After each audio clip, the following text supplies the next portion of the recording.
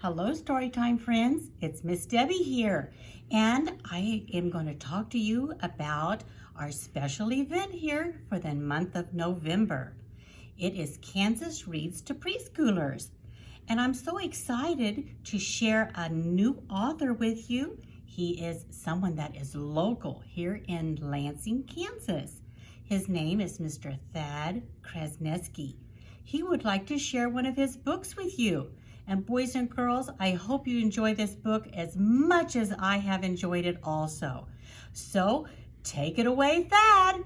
Bye-bye. Well, thank you for inviting me over here. I'm glad to see all of you here. I actually don't see all of you here. I see like a bunch of blank space because you're not here, so it's a little weird. So just pretend like you're here. Or pretend like I'm there. Well, that would be weird if I was there because then it'd be like in your living room. And you'd be like, who's that weird dude in my living room? So just pretend like you're here, that's better. I am a local author. My name is Thad. I live just over there. You can't see over there because that's off camera, but that's where I live. It's just right over there. And I was invited into the library today to read a story to you. So the very first book I ever wrote was a book called I Always, Always Get My Way. And since I like reading to kids, and since I always get my way, I'm here to read to you. So if you have a book, feel free to read along. If you don't have a book, feel free to look up here at the pictures. And if you get bored, feel free to pick your nose. Don't do that, that's gross. Really don't do that. Don't tell people I said that. And your parents are gonna get mad at me, okay? All right, this is I Always, Always Get My Way. It's weird reading upside, have you ever read upside down? It's weird, you should try it sometimes. You read upside down and backwards. It would be like, my daddy's pants got orange hose thinking it was tightly, see it doesn't rhyme that way. So I'm gonna try and read from the top upside down. We'll see how that goes. One morning at the breakfast table, when I read the juice box label, thinking it was tightly closed, my daddy's pants got orange hosed. See, she picked up the orange juice box, no lid on it, went all over her dad's pants. I know you guys never spill, but sometimes that happens. It's okay if that happens. Accidents happen, it's okay. You just get something and clean it up. He jumped up like the juice was hot, but I am sure that it was not. He turned bright red and stared at me. I ran and hid behind Mom's knee. Dad yelled, "Oh, Emmy, I'm upset. My brand new pants are soaking wet." I thought my dad would go berserk because I made him late for work. But Mom gave Dad a piece of toast and said the words I love the most. Now, sweetheart, you should let it be. After all, she's only 3. Do you guys have a special word that you get away with stuff from? It's like, oh, he didn't mean to do it, or oh, he's the youngest one, or she was just being sweet. There's like phrases like that you get away with stuff.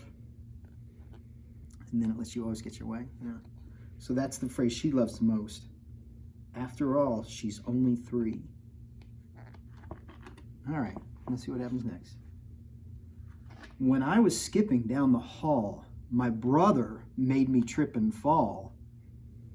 Well, I'm not sure that her brother made her do it. Looks like maybe she just wasn't watching where she was going.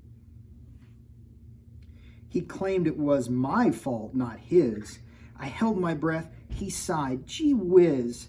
Then I yelled, Mom, Tom's being mean, and made a tiny little scene. That's the tiny, tiny little scene. Doesn't look too tiny, really. So Mom sat Tom down in a chair, and I skipped off without a care. But I stayed close enough to hear my mother say, now, Tom, it's clear. I've told you once already, mister, don't pick on your little sister. Emmy's young and very small. She can't defend herself at all. She told him to be nice to me. After all, I'm only 3. There are those words again. She gets away with a lot of stuff because she's 3. How many people out there are 3? 1, 2, 3. Okay, so there's a lot of you out there that are 3. Okay. No, you're older than 3. I can put your hand down. Oh yeah, you didn't think I could see you, did you? Now you're like looking around going, where's the camera? How did he see that? All right. To make my dollhouse big enough, I borrowed from my sister's stuff. some model wood and gooey glue. I borrowed her new skateboard too. I sure was having lots of fun, but when my house was almost done, my sister barged in through the door and grabbed her stuff right off my floor. Well, that's rude. It's not even her room. I cried, "Mom, Susie isn't fair. She didn't knock and she won't share." "That's so not true, Mom," Susie said. But Mommy looked at me instead. So I gave Mom my special pout, and she put Susie in timeout. Mom told her she should share with me. After all what? What are the words? I'm only 3. Who was really at fault there? See, she's throwing another tiny little scene. She'd taken her sister's skateboard, and I'm pretty sure that's not going to be usable because she got glue all in the wheels. Don't borrow people's stuff without asking. It's rude. One afternoon, Dad worked outside.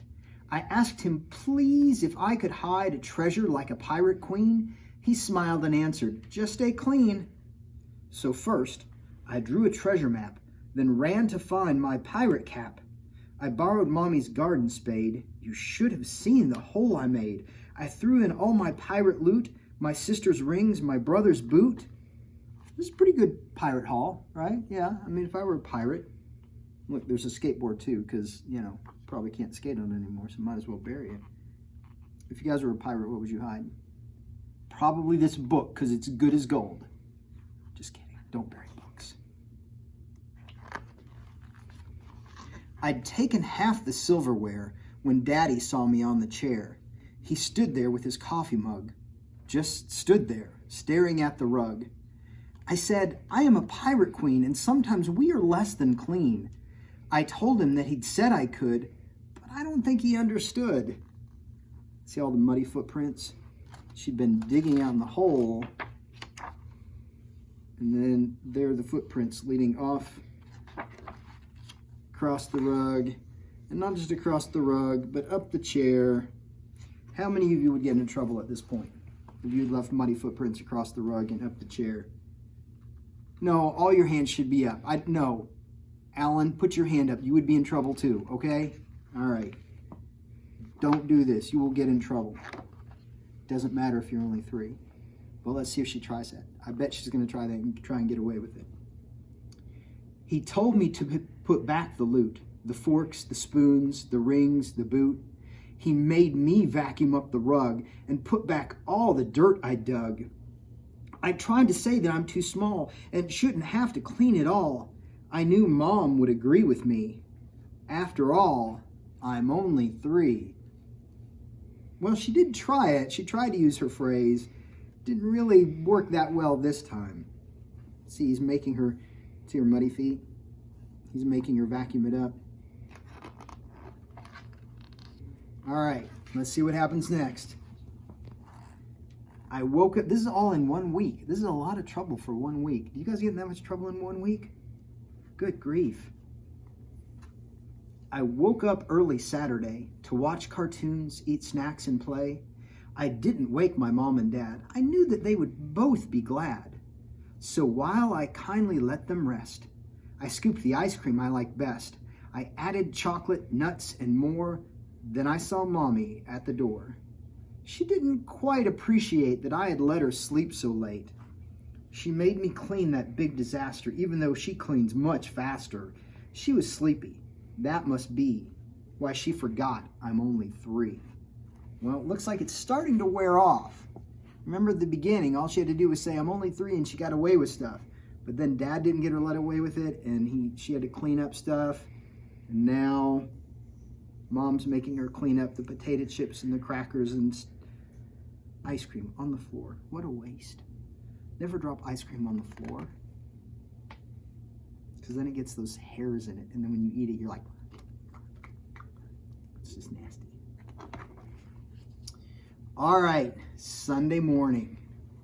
Then Sunday morning, things were slow, and everyone was busy, so I thought that I would play with Steve. He's a lizard, I believe. He's my brother's brand new pet who hasn't even met me yet. Does not look like Steve wants to meet her yet. I tiptoed into Tommy's room and found a way to use the broom to get the lizard off the shelf entirely all by myself. I got my doll's bathing suit. Now little Stevie looked so cute. Does he look cute? I don't think he looks cute in a doll's bathing suit. I think that looks like he's rather uncomfortable. I knew he'd like to sail a boat. I thought my sister's shoe would float. I had to borrow all her shoes. I didn't know which one Steve would choose. But where was Steve now? What a sneak! Could he be playing hide and seek? So she filled up the tub. She threw her sister's shoes in so that Steve would have a boat. Steve did not want to go boating, so Steve ran off.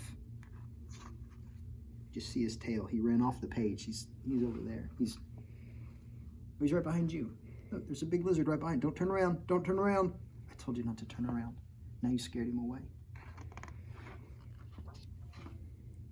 I searched my brother's room for clues or reptile tracks that I could use to find the little lizard guy, but I guess Steve was really shy. I searched until the afternoon and hoped that he would show up soon. Well, soon came just a moment later when my mom screamed, "Alligator!" Through the house, I almost flew to tell my mom it wasn't true. His mom screamed, "Alligator." What do you think? Was it really an alligator there? Probably not. What do you think it was? You think it was Steve? I bet it was Steve. Let's see. Yep. There is no Alligator C. That's just Steve sitting on your knee. Mom hollered, "Thomas, you're in trouble. Get this creature on the double." Tom stormed down the stairs and said, "There's dirt and doll clothes on my bed." Just then, oh no, my sister Suze marched in with all her soggy shoes. Then Dad came in and I could tell this afternoon would not end well. Things are finally starting to add up. I think people are finally starting to catch on to a little game. My dad stood still. His shoes did not. They squished and left a drippy spot. He calmly said, "I'd like to know who turned the tub on hours ago and flooded out the upstairs hall and soaked my bedroom, rug and all." Dad noticed Susie's dripping shoe, Tom's dressed up lizard, and he knew. What did he know? He knew she did it. Do you get that sometimes? Like you do something and you're like, "Wasn't me," and then your parents come in and they're like, "Yep, that was you." And they just, it's like a psychic thing. Parents just know when you do stuff sometimes. Not all the time, most of the time. And now he knows. Dad looked at Mom. Mom looked at Dad. And that's when things got really bad. Mom pointed to the stairs and said, "That's it, young lady, go to bed." I sweetly answered, "Don't blame me. Did you forget? I'm only 3. When I saw Mom begin to fume, I trudged forlorn up to my room. I sadly closed my bedroom door. I may be here until I'm 4. And that is, I always get my way. So actually the title should be, I always, but not always, sometimes, most of the time, but in the end I don't get my way. But that would be a really long title, so we made it this instead. Thank you guys for joining me.